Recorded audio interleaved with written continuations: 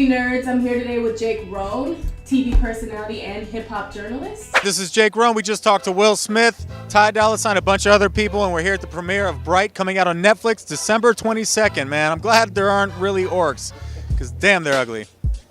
They're standing right behind me, aren't they? How did you begin your hosting and journalism career? So my first gig as a journalist was for the TV show The X Factor, if you remember season 1 of that.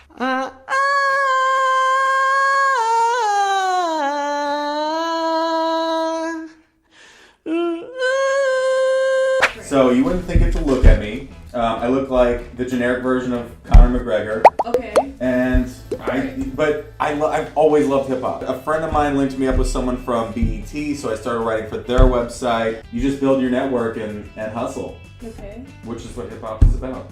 Yeah! Some people are as advertised. Okay. The guys, if you've ever heard of the group Onyx, they present themselves as a group that's like totally kind of nuts.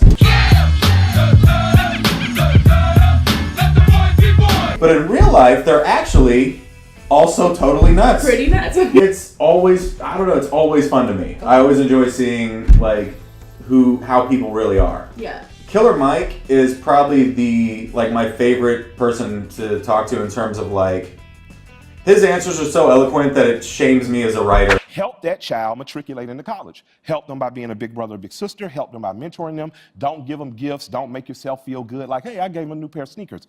Teach them the path you were taught to help them become a successful human being. We've got that whole talk about cultural appropriation. Like, do you ever feel like, okay, there's some boundaries here that I don't want to cross? Or like, what's this person gonna feel like if I, come in and thinking I know everything? If you do your homework and you do your research, I think that the goal is to always try to impress them with something, some little like tidbit of something they did that they didn't think you would know about. So really, I can use my squareness to my advantage because it catches some people off guard when I know like something that's so specific that will get them talking. And if you start with doing that, they usually trust you enough to like actually really, they want to give you something. So do your homework. And you usually you'll win. What? Well, first I'm going to start with Wild Style because it was the first one. It had Fab Five Freddy, Busy Bee.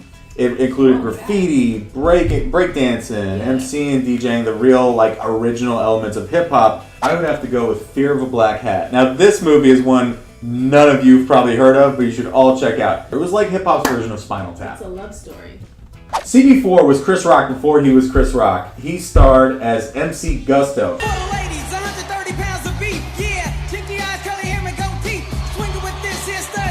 House Party. If you haven't seen this, this is a must-see. This is a little bit more mainstream.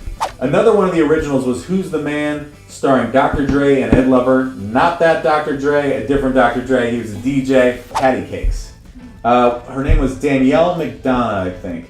And it was sort of like take 8 Mile, but put it in rural New Jersey and add those sensibilities and accents and that grittiness. So if Iggy Azalea had a more interesting life and was from New Jersey?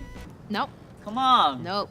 So let's go a little more mainstream and go with Get Rich or Die Trying. Now, it was sort of the follow-up to 8 Mile based on 50 Cent's life instead of Eminem's, a real niche classic called White Boys. Starring Danny Hawk. 8 Mile, this is kind of an obvious choice. It's a semi-autobiographical picture about Eminem's life. Hustle and flow, man.